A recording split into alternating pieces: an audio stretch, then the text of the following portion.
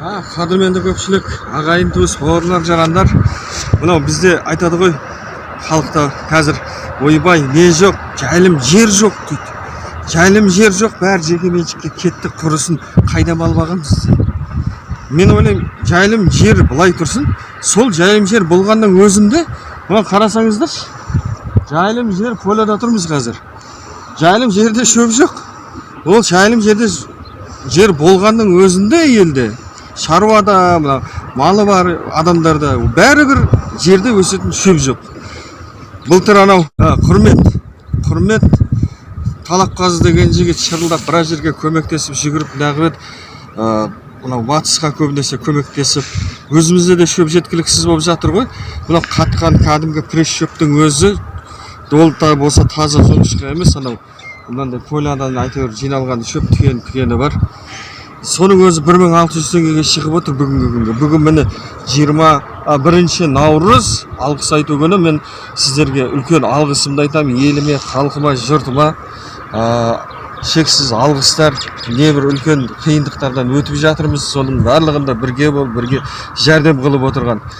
Енді міне осы тақыр жер. Мұны көріп отырсыздар. Жерді түсірің, жерді қараңыз. Мынау жаңбыр жауып неғып жатқан, артынан күнін шығып жатқан жер бар. Шымкент қаласы ешқандай шөп жоқ, өсіп жатқан жоқ. Жайылымда жүрген малдар ол аш қайтады. Сондықтан қазір біз міне мына жерде бір осындай шөбіміз көрдіңіздер ма? Қандай керемет әдемі. Көк шөп. Көк майса шөбі. Сатылымда, уже сатылып та жатырмыз. Күнделікті.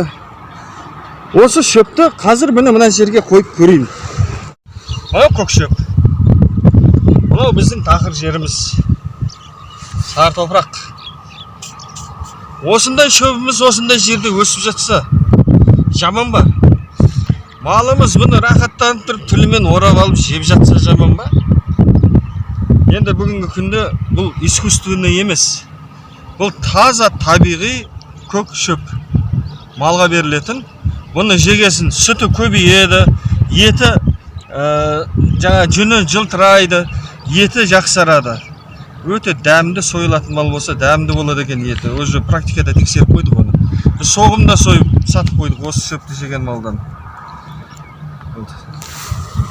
Мына витаминозның барлық түрі бар. Қазір мынау жайылымнан мал жей алмайтын витаминдерді осыдан алады міне. Астын қараңыздар қалай болатын міне. Таза әдемі көк шөп.